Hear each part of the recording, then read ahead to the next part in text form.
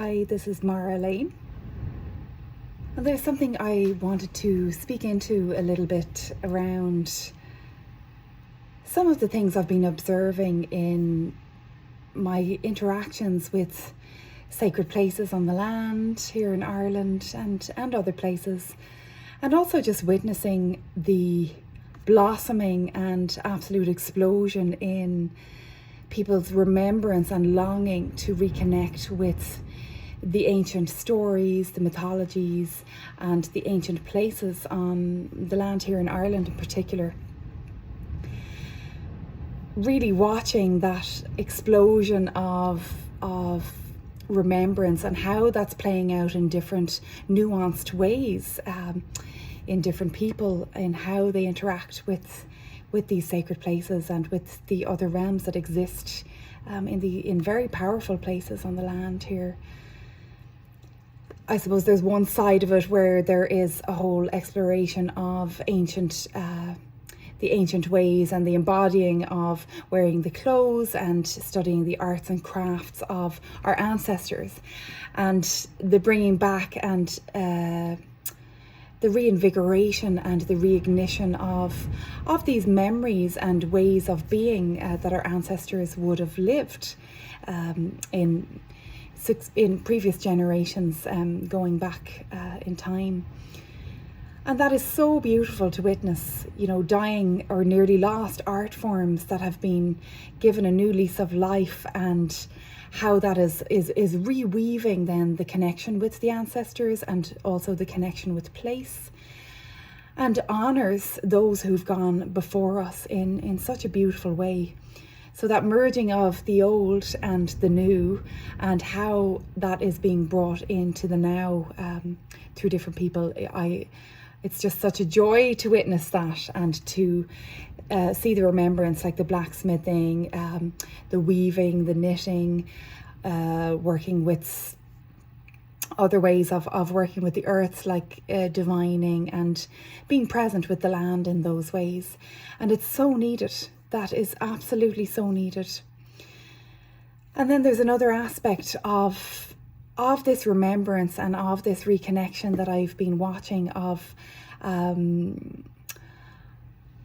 It's a tricky subject to even engage, because I know that many people will have different opinions on this. But what I am seeing is this run over from the fantasy realm and movies and depictions of maybe Viking times or other timelines, would say series that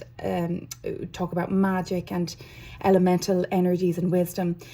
And while there is so much great sparks in some of those things that people watch and then engage the world with, there's also a lot of falsity and tricky energy dynamics that I'm witnessing, where I see people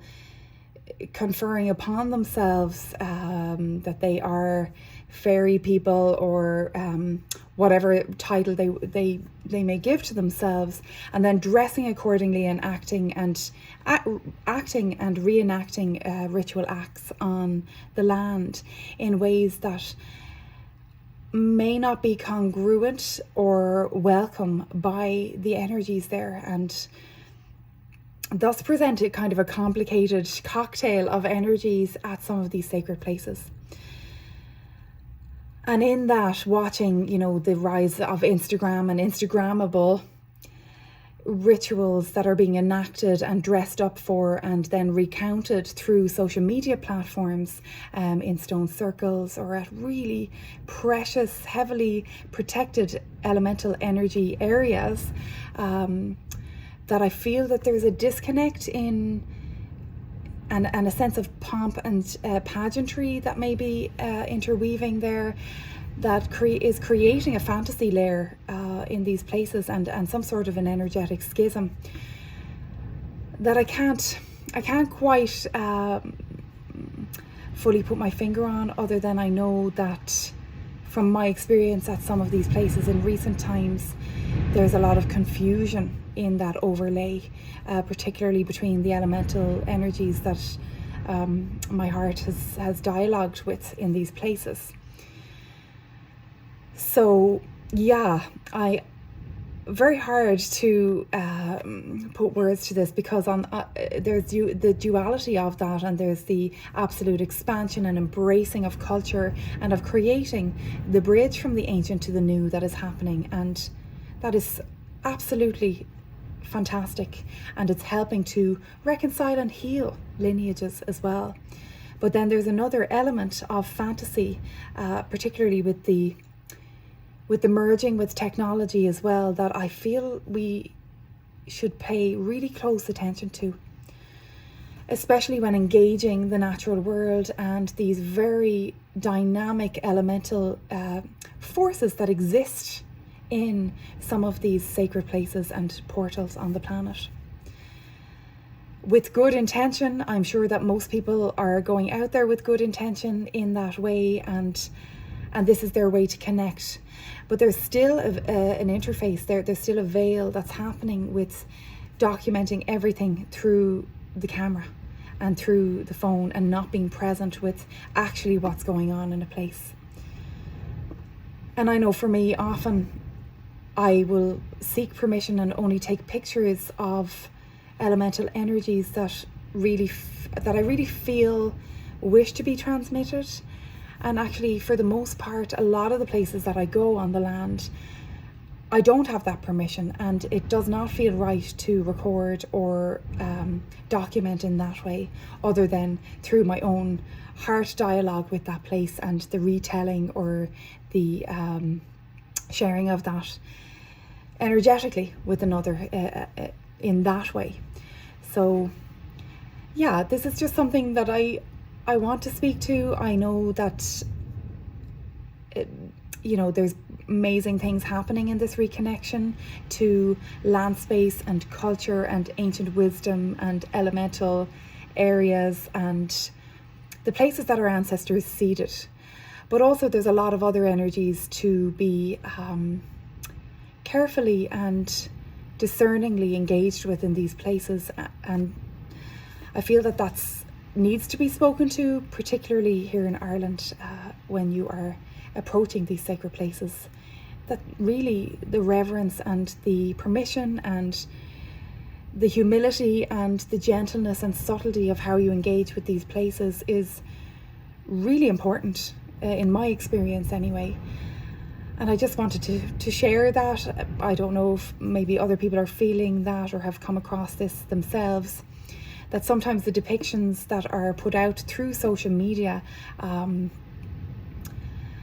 I don't feel the true energy of a place, more the fantastical, curated energy created by possibly by another. So yeah, I suppose the message from me, and what I've been learning and deeply learning, and particularly after